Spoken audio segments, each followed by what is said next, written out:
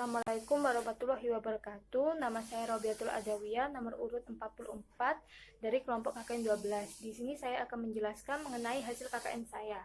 Saya mengambil tema Program Inovasi Pendukung Pembelajaran Anak Sekolah saat COVID-19 yang saya lakukan di Desa Balung Lor, Kecamatan Balung, Kabupaten Jember. Kecamatan Balung sendiri di sini merupakan salah satu kecamatan yang terdapat di Kabupaten Jember. Kecamatan Balung sendiri di sini tuh memiliki beberapa desa, antara lain Desa Balung Kidul, Desa Balung Kulon, Desa Balung Lor, Desa Curalele, Desa Gumelar, Desa Karangduren, Desa Karangsemanding, dan juga Desa Tutul. Kecamatan Balung sendiri itu memiliki luas wilayah seluas 46,84 km persegi dengan pusat ibu kota Kecamatan Balung sendiri itu yakni Desa Balung Lor. Desa Balung Lor memiliki jumlah penduduk terbanyak yakni sejumlah 23.733 jiwa yang terdiri atas 11.670 laki-laki dan juga 12.063 perempuan dari total penduduk Kecamatan Balung yakni sekitar 80.569 jiwa. Pandemi COVID-19 yang terjadi saat ini menyebabkan perubahan secara besar terhadap sistem pemerintahan di Indonesia, di mana protokol kesehatan dikeluarkan oleh pemerintah dengan dipandu oleh Kementerian Kesehatan Republik Indonesia yang dilaksanakan pada seluruh wilayah Republik Indonesia. Pandemi ini berdampak terhadap banyak bidang, salah satunya yakni bidang pendidikan. Protokol kesehatan yang mewajibkan diterapkannya social distancing antar warga ini menyebabkan sistem pendidikan sekolah ikut mengubah peraturan, di mana Kementerian Pendidikan dan Kebudayaan Republik Indonesia mengeluarkan Surat Edaran Nomor 3 Tahun 2020 mengenai pencegahan COVID-19 pada satuan pendidikan sebagai antisipasi terhadap penyebaran virus COVID-19 di berbagai sekolah maupun perguruan tinggi. Dikeluarkannya surat edaran ini menyebabkan sekolah-sekolah maupun perguruan tinggi menerapkan sistem sekolah dalam jaringan atau online. Pembelajaran daring ini dilakukan dengan memanfaatkan sistem teknologi informasi yang saat ini ada untuk memenuhi standar pendidikan, di mana siswa yang sedang belajar secara online di rumah dapat tetap terhubung dengan guru meskipun tidak dilakukan kegiatan sekolah secara tatap muka langsung.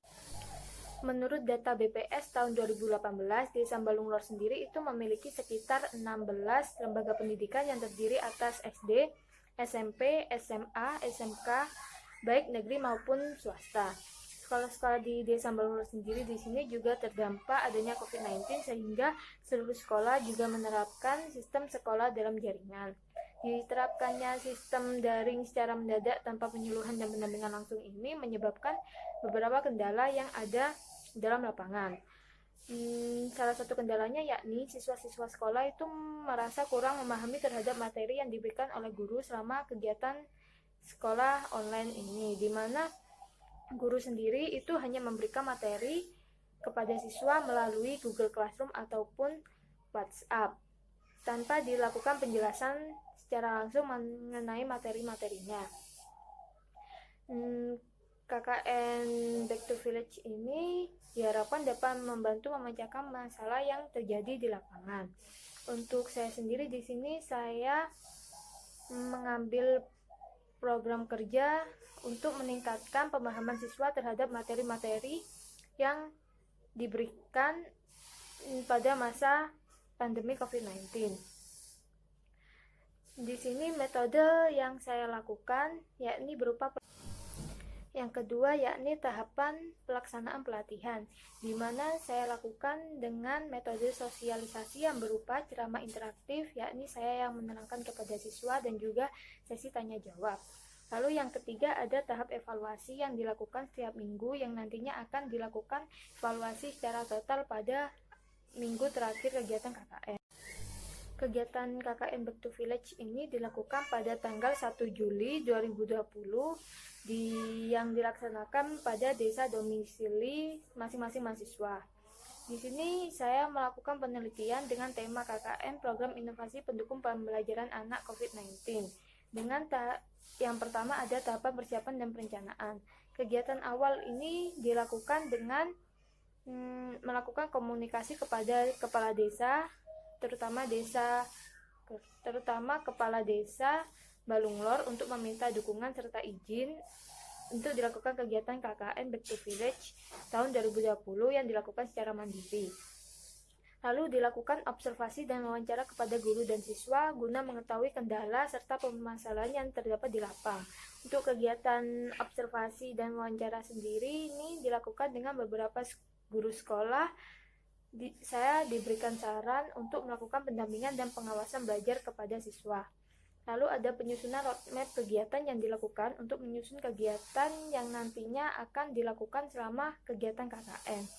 Lalu ada pembuatan materi pembelajaran, materi sosialisasi yang akan diberikan kepada siswa yang berisi mengenai aplikasi-aplikasi, fitur-fitur aplikasi, cara install dan juga pendaftaran akun, juga cara penggunaannya. Lalu tahap pelaksanaannya. Dan pelaksanaan di minggu pertama yakni saya melakukan observasi dan juga wawancara. Lalu untuk minggu kedua di sini saya melakukan sosialisasi.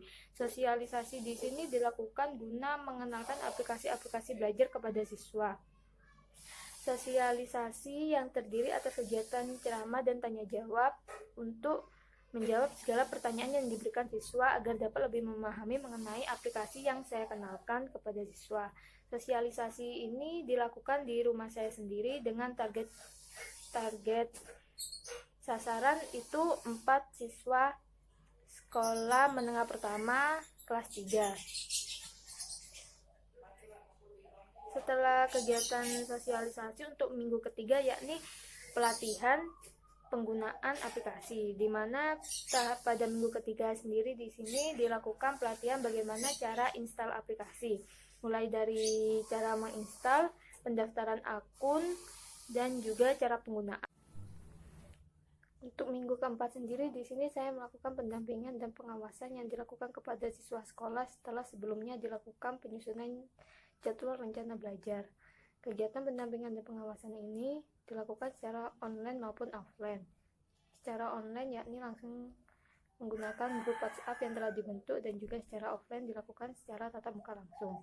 Pendampingan dan pengawasan ini dilakukan untuk mengawasi kegiatan belajar siswa, untuk mengetahui apakah siswa sendiri sudah dapat melakukan pengoperasian terhadap aplikasi yang telah diajarkan secara mandiri.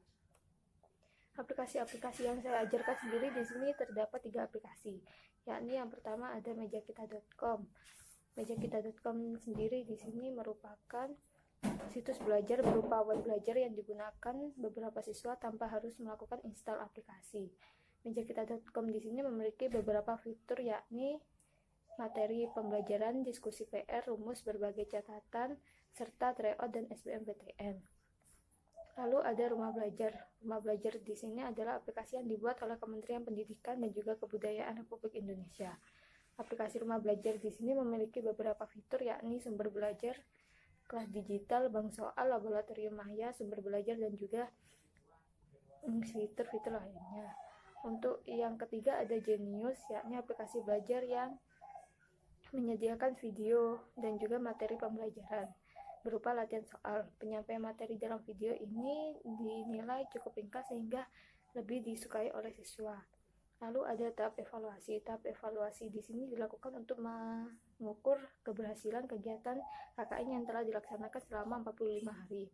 Evaluasi ini dilakukan secara mingguan yang dijadikan satu secara keseluruhan pada minggu terakhir evaluasi, untuk menilai bagaimana kegiatan selama setiap minggunya. Meter keberhasilannya di sini digunakan nilai-nilai ulangan harian dan juga tugas yang telah diberikan oleh guru kepada siswa, untuk mengetahui apakah siswa tersebut telah dapat memahami materi secara baik atau tidak, di mana di sini diketahui bahwa nilai-nilai siswa yang menjadi target sasaran sudah melampaui batas KKM, yakni 75, sehingga dapat dinilai bahwa siswa tersebut telah memahami materi yang diberikan dan dapat mengoperasikan aplikasi-aplikasi secara mandiri. Berikut penjelasan dari saya. Mohon maaf jika ada salah. Wassalamualaikum warahmatullahi wabarakatuh.